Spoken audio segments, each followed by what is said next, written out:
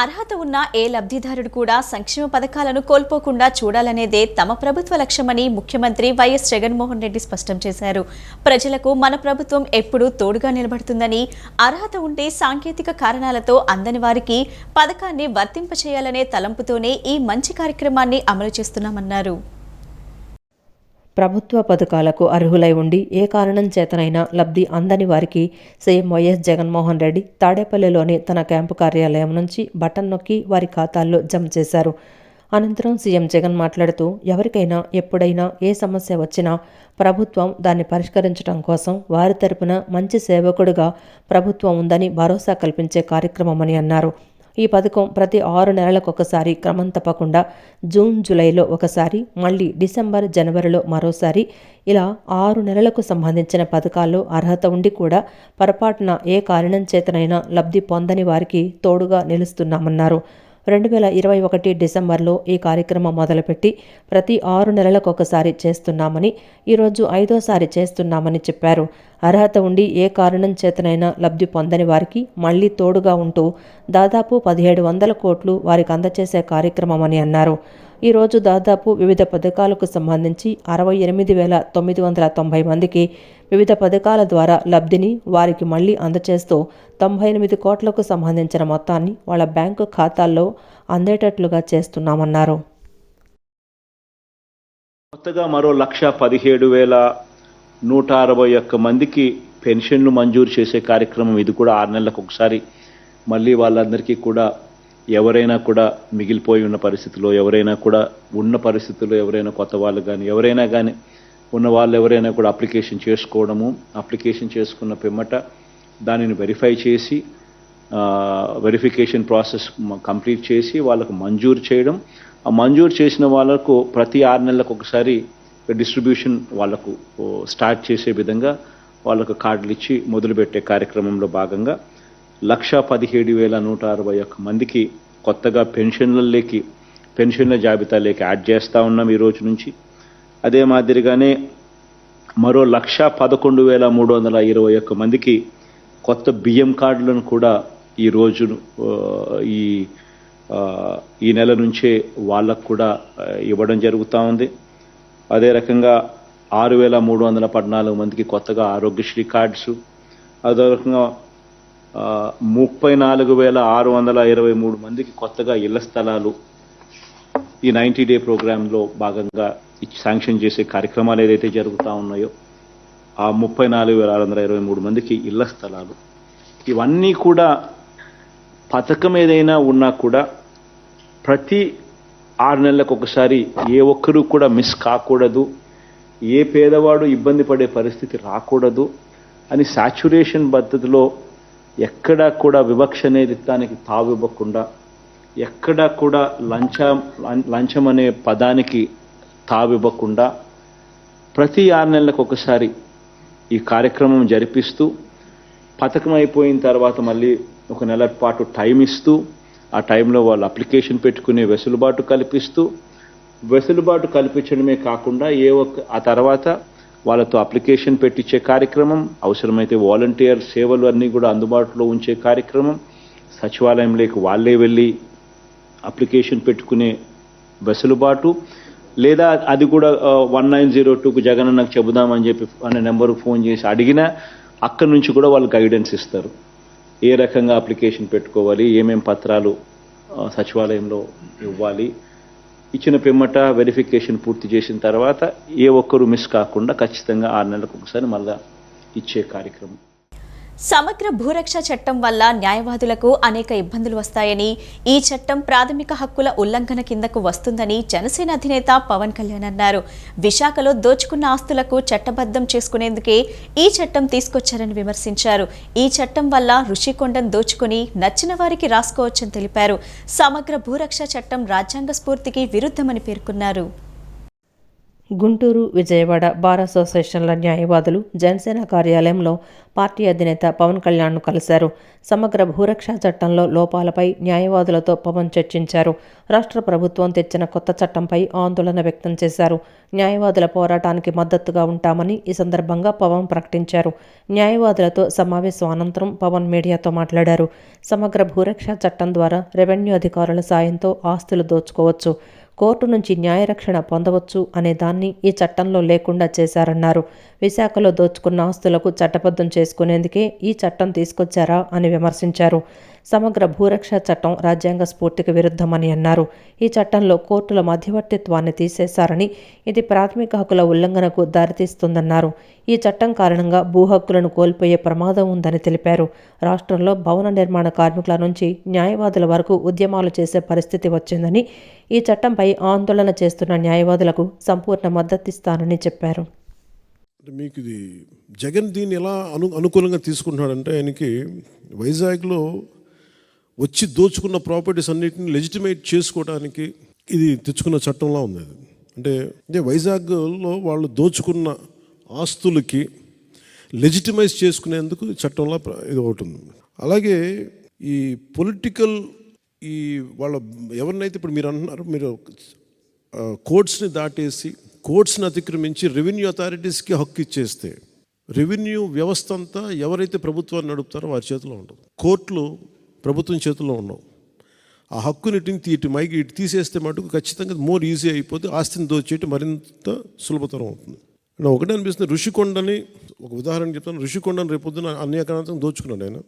ఇందాక మీరు చెప్తున్నట్టుగా ఉమామహేశ్వర గారు మీరు చెప్తున్నట్టుగా ఏదైనా వాళ్ళు అప్లై చేసుకొచ్చి ఇది నాది అని రాసేసుకుంటే సరిపోద్ది, నో క్వశ్చన్స్ ఆస్క్డ్. సో ప్రతిదానికి కోర్టు అనే ఒక రక్షణ చట్టాన్ని తీసేశారు దీనివల్ల. దీన్ని నేను ప్రజలకి సగటు మనిషికి, సగటు ఇంట్లో వంట చేసుకునే ఒక ఆడపడుచుకు కూడా, కేవలం గృహిణికి కూడా ఇది అర్థం అయ్యేలాగా నాకు మరింత లోతుగా నేను తీసుకెళ్ళాలి. మీరు దేనికైతే పోరాటం చేస్తున్నారో, దేనికైతే ఉద్యమిస్తున్నారో ఇది నేను సంపూర్ణంగా తీసుకెళ్ళాలి అంటే నాకు ఇంకొక 2-3 రోజులు వ్యవధి కావాలి. జగన్మోహన్ రెడ్డి ప్రభుత్వం అరాచకాలను ప్రజలకు వివరిస్తూ తిరువూరులో 1,00,000 మందితో తెలుగుదేశం పార్టీ భారీ బహిరంగ సభను ఈ నెల 7న నిర్వహిస్తున్నట్లు ఆ పార్టీ నేతలు తెలిపారు. 4.5 సంవత్సరాలలో జగన్మోహన్ రెడ్డి ఉద్ధరించిందేమీ లేదని, ఎస్సీ, ఎస్టీ, బీసీ, మైనార్టీ అన్ని వర్గాలను మోసం చేశారన్నారు. యువత నిరుద్యోగులై రాష్ట్రాన్ని విడిచి వెళ్లిపోతున్నారని, మళ్లీ రాష్ట్రం బాగుపడాలంటే చంద్రబాబు ముఖ్యమంత్రి అయితే తప్ప మార్గం లేదని ప్రజలు గ్రహించారన్నారు. చంద్రబాబు చేపట్టిన జైత్రయాత్రను విజయవంతం చేయడానికి ప్రజలందరూ సిద్ధంగా ఉన్నారన్నారు. తిరువూరులో ఈ నెల 7న రా కదలిరా పేరుతో నిర్వహించనున్న భారీ బహిరంగ సభలో తెలుగుదేశం పార్టీ అధినేత నారా చంద్రబాబు నాయుడు పాల్గొనున్నారు. ఈ సభను విజయవంతం చేసేందుకు ఇబ్రహీంపట్నం తెలుగుదేశం పార్టీ కార్యాలయంలో సన్నాహక సమావేశం నిర్వహించారు. ఈ కార్యక్రమంలో మాజీ మంత్రులు ఆలపాటి రాజేంద్ర ప్రసాద్, కొల్లు రవీంద్ర, దేవినేని ఉమామహేశ్వరరావు, మైలవరం నియోజకవర్గ పరిశీలకులు దారు నాయక్ తదితరులు పాల్గొన్నారు. సమావేశం అనంతరం వారు మీడియాతో మాట్లాడుతూ, తిరువూరు పట్టణంలో 60 ఎకరాల స్థలంలో రా కదలిరా బహిరంగ సభ నభూతో న భవిష్యత్ అన్న విధంగా జరగబోతోందన్నారు. మైలవరం నియోజకవర్గం నుండి ఇన్ఛార్జి మాజీ మంత్రి దేవినేని ఉమామహేశ్వరరావు సారథ్యంలో సభకు భారీగా తరలి రావడానికి ప్రజలు సిద్ధంగా ఉన్నారన్నారు. చంద్రబాబు అక్రమ అరెస్టు అనంతరం మొట్టమొదటిగా ఎన్టీఆర్ జిల్లా తిరువూరులో పెద్ద బహిరంగ సభ జరుగుతోందని కనిగిరి నుండి శంఖారావం పూరించారన్నారు. అక్రమ నిర్బంధాలు, అక్రమ అరెస్టులు చేస్తూ ప్రతిపక్షాలను ఇబ్బంది పెడుతున్న జగన్మోహన్ రెడ్డి చరిత్రహీనుడిగా మిగిలిపోతాడన్నారు. 25 పార్లమెంట్లలో 25 సభలు ఈ నెల 29వ తేదీ వరకు నిర్వహిస్తారని చెప్పారు. ఉమ్మడి కృష్ణా జిల్లాలో 7వ తేదీన తిరువూరు, 18న గుడివాడలో జరగనున్న రా కదలిరా సభలను అత్యంత ప్రతిష్టాత్మకంగా నాయకులు బాధ్యత తీసుకొని విజయవంతం చేస్తారన్నారు. రాష్ట్రానికి ఒక సమర్థవంతమైన నాయకత్వం కావాలని జనసేన పవన్ కళ్యాణ్ తెలుగుదేశంతో కలిసి పోటీ చేయబోతున్నారని అన్నారు. తెలుగుదేశం కార్యకర్తలు, జనసేన సైనికులు తిరువూరు బహిరంగ సభను పెద్ద ఎత్తున విజయవంతం చేయాలని కోరారు. ఈ రాష్ట్రాన్ని నిర్వీర్యం చేసినటువంటి నాయకుడు, చరిత్రహీనుడిగా మిగిలిపోయే వ్యక్తి ఎవరైనా ఉన్నారంటే జగన్మోహన్ రెడ్డి గారని చెప్పుకోవాల్సినటువంటి అవసరం. చెప్పిన దానికి, ఎన్నికల ముందు చెప్పిన దానికి, ఎన్నికల తర్వాత జరిగినటువంటి పరిణామాలని మనం గమనించినట్లయితే వ్యవస్థలను నిర్వీర్యం చేశాడు, ప్రజాస్వామ్యాన్ని అపహాస్యం చేశాడు, రాజ్యాంగ విరుద్ధంగా పాలన చేశాడు. ఈ రోజున ప్రాంతీయతత్వాన్ని లేకపోతే మతతత్వాన్ని కులతత్వాన్ని పెంచి పోషించి ఈ రోజున రాజకీయ లబ్ధి పొందాం అనే ఒక కుట్రపూరితమైనటువంటి ఆలోచనతో అక్రమ నిర్బంధనలు, అక్రమ అరెస్టులు చేయించుకొని ప్రతిపక్ష పార్టీ నేతల్ని ఆ రకంగా మట్టుబెట్టాలని చెప్పి ప్రయత్నించినటువంటి రాజకీయ చరిత్రహీనుడిగా మిగిలిపోతాడని చెప్పి ఈ సందర్భంగా గుర్తు చేస్తూ అత్యంత ప్రతిష్టాత్మకంగా యావత్ కృష్ణా జిల్లా, ఉమ్మడి కృష్ణా జిల్లా నాయకత్వం అంతా కూడా బాధ్యత తీసుకుని విజయవంతం చేయడం జరుగుతుంది. ప్రధానంగా ఈ రాష్ట్రంలో ఈ ముఖ్యమంత్రి జగన్మోహన్ రెడ్డి అన్ని వర్గాల్ని ఇవాళ నిర్వీర్యం చేశాడు. దాడులు చేస్తూ ఉన్నారు. కులాలని, మతాలని, ప్రాంతాలని చీల్చి ఇవాళ ఎస్సీల మీద దాడులు చేయించాడు. ప్రభుత్వానికి వ్యతిరేకంగా మాట్లాడితే వాళ్ళ మీద అక్రమ కేసులు పెట్టడం, అనేక మందిని హత్య చేయించాడు ఈ ముఖ్యమంత్రి. బలహీన వర్గాల్ని అనేక మందిని పొట్టన పెట్టుకున్నాడు, అక్రమ కేసులు పెట్టి జైలు పాలు చేసినటువంటి పరిస్థితి. ఇవాళ ఈ రాష్ట్రానికి ఒక సమర్థవంతమైన నాయకత్వం కావాలని ప్రజలందరూ కూడా కోరుకుంటా ఉన్నారు. దానికోసమే ఇవాళ తెలుగుదేశం కూడా, జనసేన కూడా కలిసి ఇవాళ పవన్ కళ్యాణ్ గారు కూడా చంద్రబాబు నాయుడు గారికి మద్దతు ఇస్తూ కలిసి రేపు ఎన్నికల్లో పోటీ చేయబోతున్నటువంటి 8 గంటల కల్లా నేను గొల్లపూడి, గుంటుపల్లి, ఇబ్రహీంపట్నం, కొండపల్లి మున్సిపాలిటీ మీదుగా 9 గంటల కల్లా మైలవరం నుంచి పెద్ద ఎత్తున మేము అందరం కూడా అటు రెడ్డిగూడి మండలం కూడా అటు నుంచి వస్తుంది. అందరం కూడా కలిసి చంద్రబాబు నాయుడు గారు 10:30 కల్లా అక్కడికి వస్తే 10 గంటల లోపే మనందరం కూడా ఆ ప్రాంతానికి వెళ్ళాలని సన్నాహాలు చేసుకుంటున్నాం. దానికి తగ్గట్టుగా అటు బైకులు, మోటార్ సైకిళ్ళు, టాటా ఏస్లు, కార్లు, బస్సులు, ఏ వాహనం అందుబాటులో, ఎందుకంటే రవాణా సదుపాయం ఎక్కువగా ఉన్న ప్రాంతం మంది. ప్రతి గంటకి అరగంట కూడా బస్సులు వెళ్ళే ప్రాంతం ఈ ప్రాంతం. వాటి ప్రతి ఒక్క కార్యకర్త, నాయకుడు, తెలుగుదేశం పార్టీ కుటుంబ సభ్యులు, జన సైనికులను కలుపుకొని, వీర మహిళలను కలుపుకొని, జనసేన, తెలుగుదేశం కార్యకర్తలు, పార్టీ నాయకులు అందరం కూడా కలిసి, నేను కూడా ఆ సమావేశంలో వాళ్ళతో కూడా నేను మాట్లాడబోతున్నాను. అందరం కూడా కలిసి చక్కగా ఈ సభకి పెద్ద ఎత్తున తరలి రావాలని కోరుతున్నాను. తిరువురులో జరిగే బహిరంగ సభ లక్షలాది మందిగా మరి కథలు రాబోతా ఉన్నారు. విజయవాడ ఎంపీ కేశినేని నాని సంచలన వ్యాఖ్యలు చేశారు. చంద్రబాబుకు తాను వెన్నుపోటు పొడవలేదన్నారు. వెన్నుపోటు పొడిస్తే ఇంకా మంచి పదవిలో ఉండేవాడినని అన్నారు. తనను వద్దు అని చంద్రబాబే అనుకున్నారని తాను అనుకోలేదని కేశినేని నాని పేర్కొన్నారు. తనపై విజయవాడ ప్రజలకు నమ్మకం ఉందన్నారు. స్వతంత్ర అభ్యర్థిగా పోటీ చేసినా గెలుస్తానని గతంలోనే చెప్పానన్నారు. తాను ఏం చేయాలో కాలమే నిర్ణయిస్తుందని ఎంపీ కేశినేని నాని స్పష్టం చేశారు. విశాఖలో నారా భువనేశ్వరి నిజం గెలవాలి యాత్ర నిర్వహిస్తున్నారు. చంద్రబాబు అరెస్టుతో మనస్తాపానికి గురై చనిపోయిన విశాఖ 33వ డివిజన్ వెంకటేశ్వర మెట్టకు చెందిన తెలుగుదేశం కార్యకర్త జాగరపు చిన్న కుటుంబాన్ని భువనేశ్వరి పరామర్శించారు. 41వ డివిజన్ జ్ఞానాపురంలో మృతి చెందిన మలిశెట్టి రమణ కుటుంబాన్ని ఓదార్చారు. ఇరు కుటుంబాలకు పార్టీ తరపున ఆర్థిక సాయం అందించారు. చంద్రబాబు నాయుడు నేతృత్వంలో తిరువూరులో జరిగే రా కదలిరా బహిరంగ సభకు పార్టీ శ్రేణులు పెద్ద ఎత్తున హాజరై విజయవంతం చేయాలని ఎమ్మెల్యే గద్దె రామ్మోహన్ కోరారు. తిరువూరు సభకు తెలుగుదేశం శ్రేణులు పెద్ద ఎత్తున హాజరై జగన్ రాక్షస పాలనకు ఈ సభ ద్వారానే చరమగీతం పాడాలన్నారు. ఆటోనగర్లోని జిల్లా టీడీపీ కార్యాలయంలో ఎమ్మెల్యే గద్దె రామ్మోహన్ నేతృత్వంలో తూర్పు నియోజకవర్గ టీడీపీ సమన్వయ కమిటీ సమావేశం నిర్వహించారు. ఈ సమావేశానికి పరిశీలకులుగా కోవెలముడి రవీంద్ర, గోనుగుండ్ల కోటేశ్వరరావు, కొనకొండ బుల్లయ్య, సుదిమళ్ల రవీంద్ర, వెలగపూడి శంకరబాబులు హాజరయ్యారు.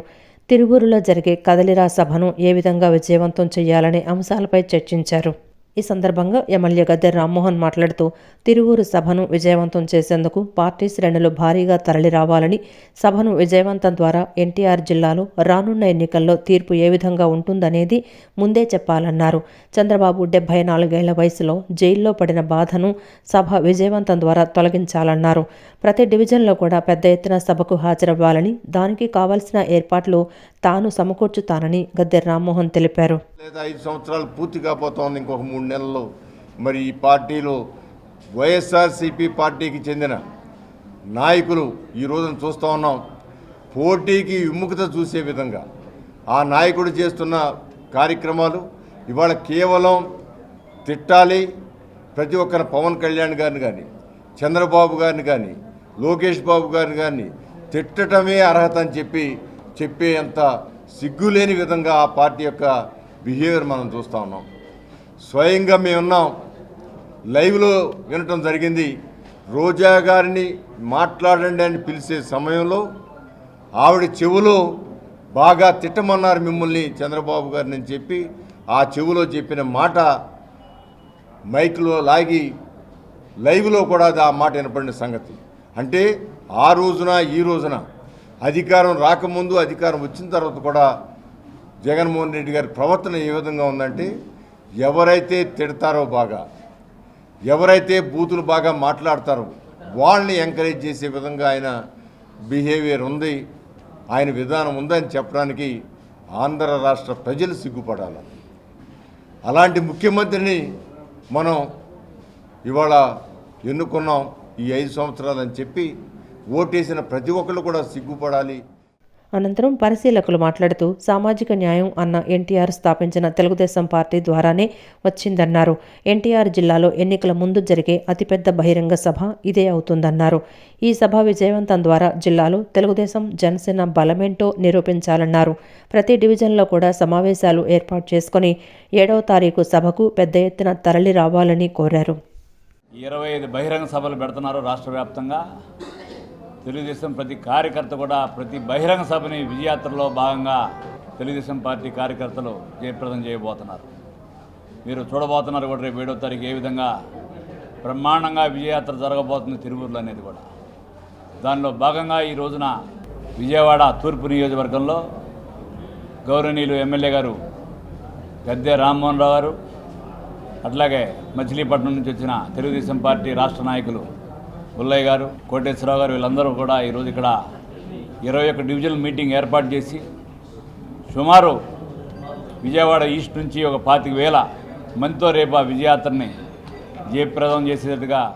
ఆఖరికి వైసీపీ వర్గాల్లో కూడా తీవ్ర అసంతృప్తి నెలకొంది. ఇందాక రామ్మోహన్ గారు చెప్పినట్టు ఇవాళ తిరువూరులో జరిగే సభకి భారీగా జన సమీకరణ జరుగుతుంది, వస్తారు. ఎందుకంటే చంద్రబాబు నాయుడు గారు తప్ప ఈ రాష్ట్రాన్ని కాపాడగలిగే నాయకులు లేడని దాని మీద అందరూ గర్వించదగింది తెలుగుదేశం పార్టీలో పనిచేయటం అంటే. మరి ఆ రోజున ఆ నాయకుడికి మనం చేయబోయేది భారీగా జనం తరలి వెళ్ళి మరి రాష్ట్రంలో జనసేన తెలుగుదేశం పార్టీ నాయకత్వంలో చంద్రబాబు నాయుడు గారు అలాగే పవన్ కళ్యాణ్ గారి నాయకత్వంలో ఏర్పడే ప్రభుత్వం కోసం మనం అందరం కూడా అకుంఠిత దీక్షతో పోరాటం చేయాలని. టీడీపీ అధినేత చంద్రబాబు అధికారంలో ఉన్నప్పుడు గాలికి వదిలేసి ఇప్పుడు బీసీ భజన చేస్తే ఎవరు నమ్మరని మాజీ మంత్రి కొడాలి నాని విమర్శించారు. పవన్ కళ్యాణ్ ను వెనకాల పెట్టుకుని తిరుగుతున్న చంద్రబాబు బీసీలు వెన్నుముక అని ఎలా చెప్తారని ప్రశ్నించారు. ఎన్టీఆర్ ఏర్పాటు చేసిన కార్యక్రమాలను కొనసాగించడం తప్ప బీసీల కోసం చంద్రబాబు ఏం పాటుపడ్డాడో చెప్పాలని డిమాండ్ చేశారు. ఓసీ రిజర్వ్ పదవులను కూడా ఇస్తూ బీసీలకు సీఎం జగన్ ప్రాధాన్యతనిస్తున్నారన్నారు. సీఎం జగన్ 4 రాజ్యసభలు బీసీలకు ఇస్తే 25 ఏళ్ల రాజకీయ ప్రస్థానంలో చంద్రబాబు ఒక్క బీసీకైనా రాజ్యసభ ఇచ్చారా అని నిలదీశారు. విద్య, వైద్యాన్ని అందుబాటులోకి తేవటంతో పాటు బీసీల ఆర్థిక ఉన్నతికి సీఎం జగన్ పెద్ద ఎత్తున కార్యక్రమాలు చేస్తున్నారన్నారు. 2024లో చంద్రబాబు దత్తపుత్రుడి మబ్బులన్నీ వీడిపోతాయంటూ కొడాలి నాని విమర్శలు గుప్పించారు. పేరు చెప్పి కాయలు అమ్ముకున్నట్టు ఎన్టీ రామారావు చేసినటువంటి కార్యక్రమాలనే ఈయన చేసినట్టు ఈయనే బీసీలకి కోసం పాటుపడినటువంటి వ్యక్తిలాగా మారుతున్నాడు. ఈరోజు కృష్ణా జిల్లా చూసుకున్నట్లయితే రాజశేఖర రెడ్డి గారు ముఖ్యమంత్రిగా ఉండగా ఇక్కడి నుంచి పార్థసారథి 5 సంవత్సరాలు మంత్రిగా ఉన్నాడు బీసీ. ఇంకెవరు కూడా లేరు, 5 సంవత్సరాలు ఆయనే ఉన్నాడు. అదేవిధంగా జగన్మోహన్ రెడ్డి గారు ముఖ్యమంత్రి అయినాక ఇక్కడ ఈ మా జిల్లాలో కృష్ణా జిల్లాలో జోగి రమేష్ గారిని 2 సంవత్సరాల తర్వాత మమ్మల్ని అందరినీ తీసేసి జోగి రమేష్ గారికి బీసీ సామాజిక వర్గం నుంచి మంత్రి పదవి ఇచ్చి ఆయనే ఒక జిల్లాలో మంత్రిగా ఉన్నాడు, ఉమ్మడి కృష్ణా జిల్లాలో. అదేవిధంగా కృష్ణా జిల్లా ఓసీ అయింది, జిల్లా పరిషత్ చైర్మన్ అయినప్పటికీ ఆయనేమో గద్దె రామ్మోహన్ రావు గారి భార్యని కమ్మ సామాజిక వర్గం నుంచి పెట్టుకున్నాడు ఓసీ అయితే ఆ రోజు 14లో. ఇక్కడ ఓసీ అయితే జగన్మోహన్ రెడ్డి గారు మరి హారిక గారిని, ఉప్పాల హారిక గారిని బీసీ సామాజిక వర్గం నుంచి జిల్లా పరిషత్ చైర్మన్గా పెడతాం జరిగింది. విజయవాడ మేయర్ తీసుకుంటే ఓసీ అయితే కోనేరు శ్రీధర్ నాళ్ళు పెట్టుకుంటే అది ఓసీ అయితే నగరాలకు సంబంధించినటువంటి బీసీ సామాజిక వర్గం నుంచి జగన్మోహన్ రెడ్డి గారు మేయర్గా పెడతాం జరిగింది. అదేవిధంగా రాజ్యసభలు 8 రాజ్యసభలు వస్తే 4 రాజ్యసభల్లో జగన్మోహన్ రెడ్డి గారు బీసీలకు ఇచ్చాడు. చంద్రబాబు నాయుడు గారు 10 సంవత్సరాల్లో ఆయన ముఖ్యమంత్రిగా, ప్రతిపక్ష నాయకుడిగా, పార్టీ అధ్యక్షుడిగా 40 పైన రాజ్యసభలు వస్తే ఒక్కటి కూడా బీసీకి రాజ్యసభ సభ్యత్వం ఇచ్చినటువంటి పరిస్థితి లేదు. నిన్నగా విజయవాడలో సమగ్ర శిక్ష రాష్ట్ర ప్రాజెక్ట్ డైరెక్టర్ కార్యాలయం ముట్టడి తీవ్ర ఉద్రిక్తకు దారితీసింది. రాష్ట్ర వ్యాప్తంగా సమగ్ర శిక్ష కాంట్రాక్ట్ అవుట్సోర్సింగ్ ఉద్యోగులు ఎస్ఎస్ఏ కార్యాలయం వద్దకు రావడంతో పోలీసులు ఉద్యోగులను నిర్బంధించారు. నగరంలోని పటమట సమగ్ర శిక్ష రాష్ట్ర ప్రాజెక్టు డైరెక్టర్ కార్యాలయం ముట్టడి తీవ్ర ఉద్రిక్తతకు దారితీసింది. రాష్ట్ర వ్యాప్తంగా సమగ్ర శిక్ష కాంట్రాక్టు అవుట్సోర్సింగ్ ఉద్యోగులు కొందరిని పోలీస్ స్టేషన్లకు తరలించారు. మరికొందరిని ఆటోనగర్లోని ఆటోమొబైల్ టెక్నీషియన్స్ అసోసియేషన్ హాల్కు తరలించారు. గత నెల 20 నుంచి వివిధ రూపాల్లో ఆందోళన చేస్తున్న ప్రభుత్వం ఎస్ఎస్ఏ ప్రాజెక్టు డైరెక్టర్ నుంచి కనీస స్థాయిలో స్పందన లేదని కాంట్రాక్టు అవుట్సోర్సింగ్ ఉద్యోగుల అసోసియేషన్ నేతలు ఆవేదన వ్యక్తం చేశారు. న్యాయమైన తమ డిమాండ్ల సాధన కోసమే తాము ఆందోళన చేస్తున్నామే తప్ప ఎలాంటి గొంతెమ్మ కోరికలు కోరడం లేదన్నారు.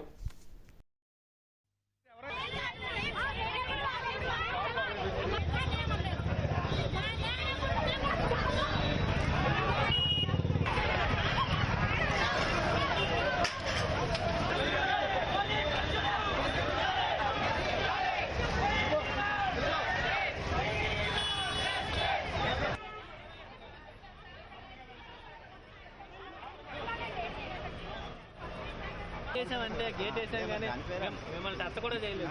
ఓకేనండి, టచ్ చేసిన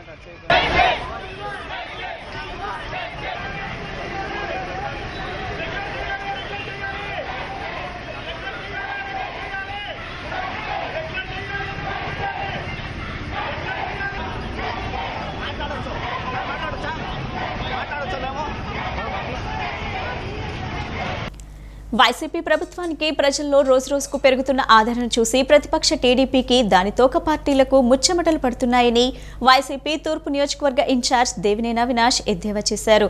చంద్రబాబు నాయుడు 14 సంవత్సరాలు ముఖ్యమంత్రిగా ఉన్నప్పుడు ఇవ్వలేని గ్యారెంటీ ఇప్పుడు అధికారం ఇస్తే ఇస్తాననటం హాస్యాస్పదంగా ఉందన్నారు. తూర్పు నియోజకవర్గ పరిధిలోని 17వ డివిజన్ తారకరామనగర్ కట్ట ప్రాంతాలలో గడప గడపకు కార్యక్రమాన్ని తూర్పు నియోజకవర్గ వైసీపీ ఇన్ఛార్జి దేవినేని అవినాష్ నిర్వహించారు. డిప్యూటీ మేయర్ బెల్లందుర్గ, 17వ డివిజన్ కార్పొరేటర్ తంగిరాల రామరెడ్డితో కలిసి అవినాష్ గడప గడపకు వెళ్లి ఈ 4.5 ఏళ్లలో జగనన్న ప్రభుత్వంలో చేపట్టిన సంక్షేమాభివృద్ధి కార్యక్రమాల గురించి వివరించారు. ఈ సందర్భంగా అవినాష్ మాట్లాడుతూ వైసీపీ ప్రభుత్వానికి ప్రజల్లో రోజురోజుకు పెరుగుతున్న ఆదరణ చూసి ప్రతిపక్ష టీడీపీకి దాని తోక పార్టీలకు ముచ్చెమటలు పడుతున్నాయని ఎద్దేవా చేశారు. చంద్రబాబు నాయుడు 14 సంవత్సరాలు ముఖ్యమంత్రిగా ఉన్నప్పుడు ఇవ్వలేని గ్యారంటీ ఇప్పుడు అధికారం ఇస్తే ఇస్తాను అనడం హాస్యాస్పదంగా ఉందని, అసలు వాళ్ళ పార్టీకి గ్యారంటీ ఉందా అని ప్రశ్నించారు. వాళ్ళ కార్యకర్తలకు ధైర్యం చెప్పడానికి మాత్రమే అనుకూల మీడియాలో, సోషల్ మీడియాలో అధికారంలోకి వస్తున్నాం అని పిచ్చి ప్రచారం చేసుకుంటున్నారని, వారు అధికారంలోకి రావడం కల్లా అని అన్నారు. ప్రజలకు మంచి చేస్తున్న వైసీపీ ప్రభుత్వానికే వారు అండగా నిలుస్తున్నారని, రాబోయే ఎన్నికల్లో వైసీపీ భారీ విజయం ఖాయమని అవినాష్ ధీమా వ్యక్తం చేశారు. గత 5 సంవత్సరాలు మమ్మల్ని అన్యాయం చేశారు, మాకు పన్నులు రాకుండా చేశారు. ఈరోజు జగన్మోహన్ రెడ్డి గారి నాయకత్వంలో మీరు మాకు ఆ పన్నులు ఇప్పించిందని చెప్పని వాళ్ళందరి గారు కోరటం. ఈరోజు ఒక మేనిఫెస్టోలో గారు మేము నిర్మోహమాటంగా రేపు మళ్ళీ జగన్మోహన్ రెడ్డి గారు ఒక నాయకత్వంలో ముఖ్యమంత్రిగా ఈ నియోజకవర్గంలో వైఎస్ఆర్ కాంగ్రెస్ పార్టీ జెండా ఎగరేసిన తర్వాత ఇక్కడ జరుగుతున్న ప్రజానీకం ఒక ముఖ్యమైనది పట్టాలు కానివ్వండి, సూపర్ సెక్షన్ తీపించి పన్నులు కానివ్వండి, ఈ 2 కార్యక్రమాలు గారా బాధ్యతగా రాబోయే రోజులు మేము చేసుకుంటూ ముందుకు వెళ్తామని చెప్పని ఈరోజు సంక్షేమ కార్యక్రమాలతో 3,000 రూపాయలు పెన్షన్ ఇచ్చిన తర్వాత ఈరోజు అవ్వ తాతలు కానివ్వండి, మహిళలు కానివ్వండి, ఒంటరి మహిళలు కానివ్వండి, వికలాంగులు కానివ్వండి ఎంతో సంతోషంగా మా జీవితాల్లో వెలుగు నింపే విధంగా, ఎవరి అండ లేకుండా మా కాళ్ళ మీద మేము నిల్చునే విధంగా ఈరోజు జగన్మోహన్ రెడ్డి గారు మాకు మంచి పెన్షన్ అందజేస్తారని చెప్పి అంత ఆనందంగా చెప్తాం.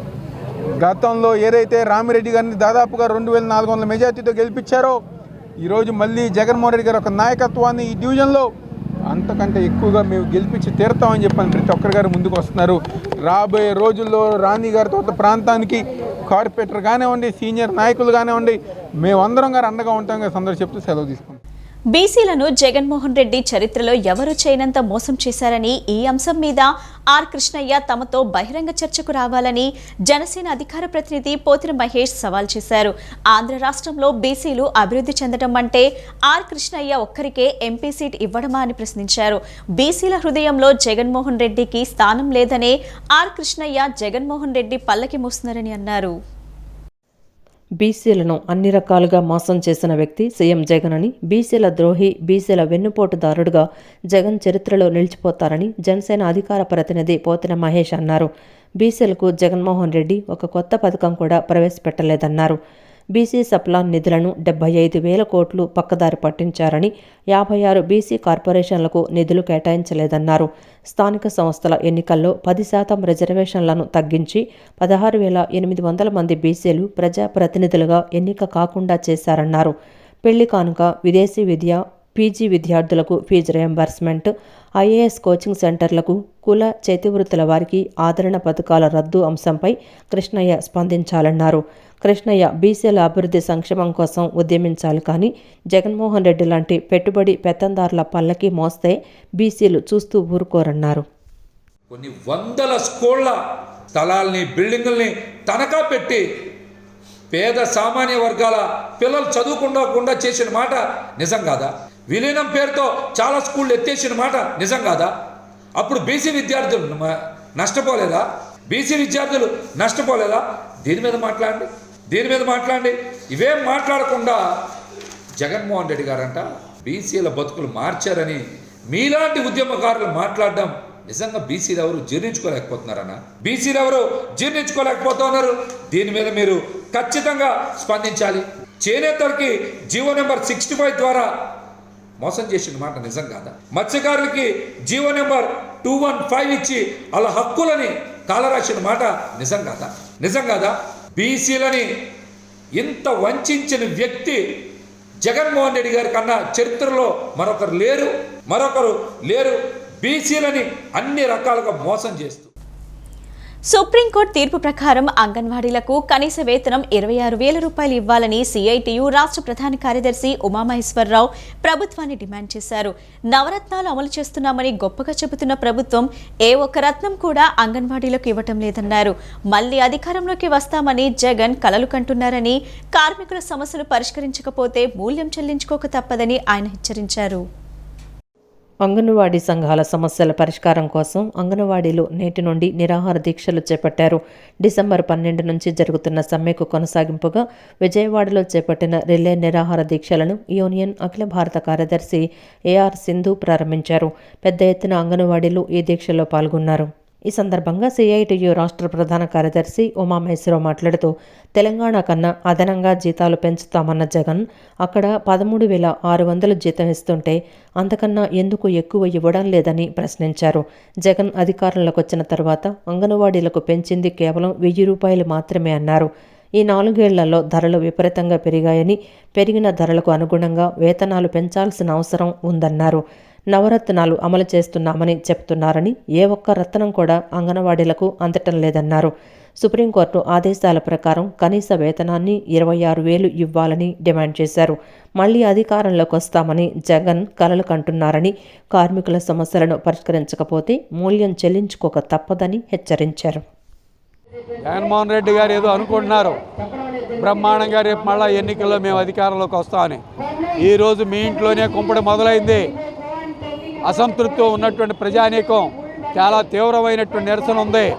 మీ అందరికీ తెలుసు, ఎప్పుడూ కూడా ప్రజానీకం 4.5 ఏళ్ళు ప్రశాంతంగా ఉంటారు. ఆ 5-6 నెలల్లోనే వాళ్ళ యొక్క అసంతృప్తి పెళ్ళిపోతుంది. మీరు ఈరోజు ఈ అసంతృప్తితో ఉన్నటువంటి కార్మికుల యొక్క సమస్యల్ని పరిష్కరించకపోతే చాలా తీవ్రమైనటువంటి మూల్యాన్ని చెల్లించాల్సిన పరిస్థితి ఏర్పడుతుంది. తక్షణం ఈ అక్క చెల్లెళ్ళు ఎవరైతే మీరు అన్నారో, మీరే ఒక మాట చెప్పారు, నేను మాట తప్పను మడం తెప్పనని. నువ్వు మాట తప్పకుండా మడం తెప్పకుండా ఉండాలంటే వాళ్ళ జీతాలు పెంచు, వాళ్ళ గ్రాట్యుటీ ఇవ్వు. మినీ సెంటర్లు ఏంటంటే మెయిన్ సెంటర్లుగా అప్గ్రేడ్ చేయని ఈ సందర్భంగా డిమాండ్ చేస్తున్నాం. అది లేకపోతే రాష్ట్రంలో ఉన్న కార్మిక వర్గం, రాష్ట్రంలో ఉన్నటువంటి రాజకీయ పార్టీలన్నీ కూడా వాళ్ళ పోరాటానికి సంఘీభావంగా నిలబడాల్సిన పరిస్థితి మీరే కల్పించిన వాళ్ళు అవుతారో అది మరింత తీవ్రమైన ఉద్యమంగా దాపురిస్తుంది. సీఎం జగన్ కు కేసీఆర్ ను పరామర్శించే తీరిక ఉంది కానీ మున్సిపల్ కార్మికులతో చర్చించడానికి లేదా అని సిపిఎం రాష్ట్ర కార్యదర్శి వర్గ సభ్యులు బాబురావు ప్రశ్నించారు. చట్టబద్ధంగా మున్సిపల్ కార్మికులు 14 రోజుల ముందు సమ్మె నోటీస్ ఇచ్చి సమ్మెలోకి వెళ్తే వారిని తొలగిస్తామని చెప్పడం దుర్మార్గమని మండిపడ్డారు. సమ్మె చేస్తున్న కార్మికులను తొలగించే హక్కు జగన్ ప్రభుత్వానికి లేదని ఆయన స్పష్టం చేశారు. తమ న్యాయమైన కోరికలను పరిష్కరించాలని కోరుతూ మున్సిపల్ కార్మికులు రాష్ట్ర వ్యాప్తంగా చేపట్టిన నిరవధిక సమ్మె 11వ రోజుకు చేరుకుంది. సమ్మెలో భాగంగా లెనిన్ సెంటర్ నందు మున్సిపల్ కార్మికులు పొర్లుదండాలు పెట్టి ప్రభుత్వానికి తమ నిరసన వ్యక్తం చేశారు. అనంతరం లెనిన్ సెంటర్ నుండి ధర్నా చౌక్ వరకు ర్యాలీ చేపట్టారు. ఈ సందర్భంగా సిపిఎం నేతలు బాబురావు, కాశీనాథ్ మాట్లాడుతూ మున్సిపల్ కార్మికుల సమస్యలను పరిష్కరించకుండా నిర్లక్ష్యం చేస్తే ప్రభుత్వం రానున్న రోజుల్లో మూల్యం చెల్లించుకోక తప్పదని హెచ్చరించారు. వారం రోజులకు పైగా నిరసన చేస్తుంటే ప్రభుత్వానికి పట్టడం లేదని అన్నారు. జగన్కు కేసీఆర్ను పరామర్శించే తీరిక ఉంది కానీ మున్సిపల్ కార్మికులతో చర్చించడానికి లేదా అని ప్రశ్నించారు. ప్రభుత్వం ప్రధాన సమస్యలు ఏవీ పరిష్కరించకుండా కాలయాపన చేస్తోందని అన్నారు. ఒకవైపు కార్మిక సంఘాలతో చర్చలు జరుపుతూనే మరోవైపు కార్మికుల సమ్మె పట్ల నిరంకుశంగా వ్యవహరించడం దారుణమన్నారు. పారిశుద్ధ్య కార్మికులను ఫ్రంట్ లైన్ వారియర్స్ అంటూ కీర్తించిన ప్రభుత్వం ఇప్పుడు ఎందుకు నిర్లక్ష్యం చేస్తోందని ప్రశ్నించారు. మున్సిపల్ కార్మికులపై నిర్బంధ చర్యలకు పూనుకోవటం, పోటీ కార్మికులను తీసుకురావటం, సమ్మెను విచ్ఛిన్నం చేసే కుట్రలు చేయటం హేయమైన చర్యని అన్నారు. ప్రభుత్వం వెంటనే చర్చలకు పిలిచి కార్మికుల డిమాండ్లు పరిష్కరించాలని వారు కోరారు. మీ నాయకులను సర్దుబాటు చేసుకునే పనిలో ఉన్నావు అంటే నాయకులను సర్దుబాటు చేసుకుంటే చాలా, ఎన్నుకున్న జనాన్ని మాత్రం గాలికి వదిలేస్తావా? ఏమడుగుతున్నారు మున్సిపల్ కార్మికులు? ధరలు పెరిగినాయి, పెరిగిన ధరలకు అనుగుణంగా అందరికీ జీతాలు పెంచమని అడుగుతున్నారు. చట్టం అమలు చేయమన్నారు, సుప్రీంకోర్టు తీర్పు అమలు చేయమన్నారు, సమాన పనికి సమాన వేతనం అంటున్నారు. దీనికి డబ్బు లేదని బుకాయించే పని ఏమైనా? ఇంటి పన్ను పెంచిన డబ్బంతా ఏమైంది? చెత్త పన్ను వేసిన డబ్బంతా ఏమైంది? మంచినీళ్ళు డ్రైనేజ్ ఛార్జీలు పెంచిన డబ్బంతా ఏమైంది?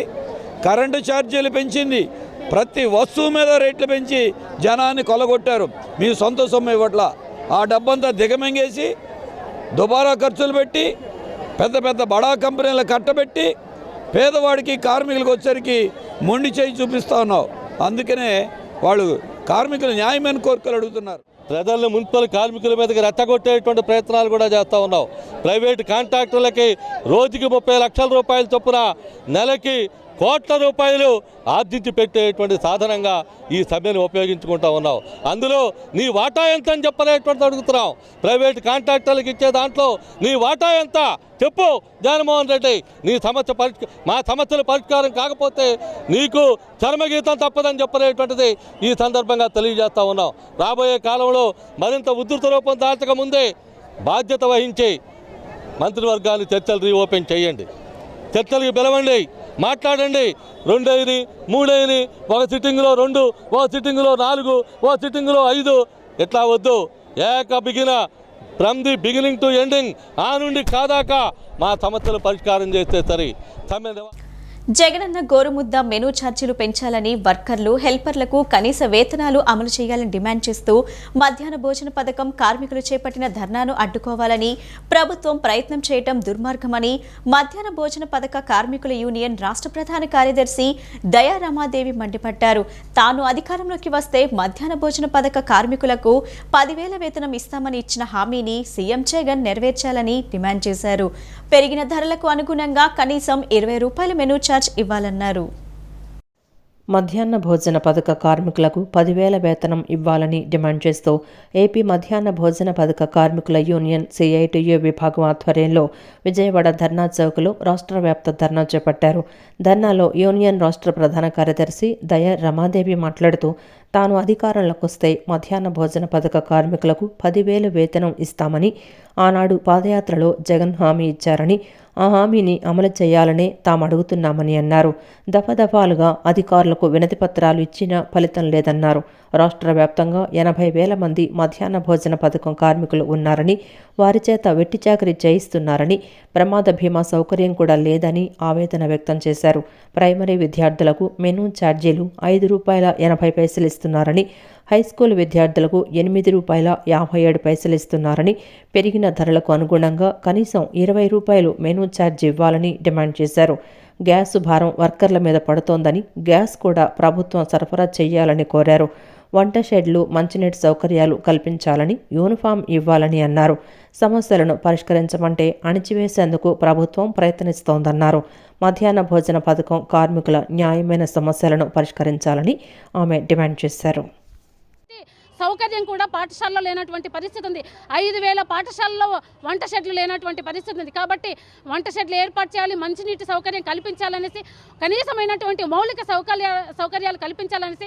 యూనిఫామ్ లేదు. మేము అనేక సంవత్సరాల నుండి యూనిఫామ్ అడుగుతున్నాం. ఈరోజు ఆశా అంగన్వాడీ వర్కర్లకి యూనిఫామ్ ఉంది, స్కీమ్ వర్కర్లే వాళ్ళు కూడా. కాబట్టి మధ్యాహ్న భోజన పథక కార్మికులకు కూడా యూనిఫామ్ ఇవ్వాలనేసి 45 ఇండియన్ లేబర్ కాన్ఫరెన్స్ చెప్పింది. స్కీమ్ వర్కర్లందరినీ కూడా ప్రభుత్వ ఉద్యోగులుగా గుర్తించి కనీస వేతనం ఇవ్వాలనేసి, దాన్ని అమలు చేయాలనేసి మేము ప్రభుత్వాన్ని డిమాండ్ చేస్తున్నాం. ఈరోజు ఈ ధర్నా జరుగుతుంటే రానివ్వకుండా ఎక్కడికక్కడ అరెస్టులు చేసి ఉద్యమాన్ని అణచాలనేసి జగన్మోహన్ రెడ్డి గారు ప్రయత్నం చేశారు. ఈ ఒక బాలుని ఎంత అయితే గట్టిగా బలంగా కొడితే వెనక్కి వస్తుందో అంతే ఎత్తున ఈరోజు మధ్యాహ్న భోజన పథక కార్మికులు పెద్ద ఎత్తున విజయవాడకి తరలివచ్చారు. భవిష్యత్తులో మా సమస్యలు పరిష్కారం చేయకపోతే ఇంకా పెద్ద ఎత్తున ఉద్యమం చేస్తామనేసి రాష్ట్ర ప్రభుత్వానికి హెచ్చరిక చేస్తున్నాం.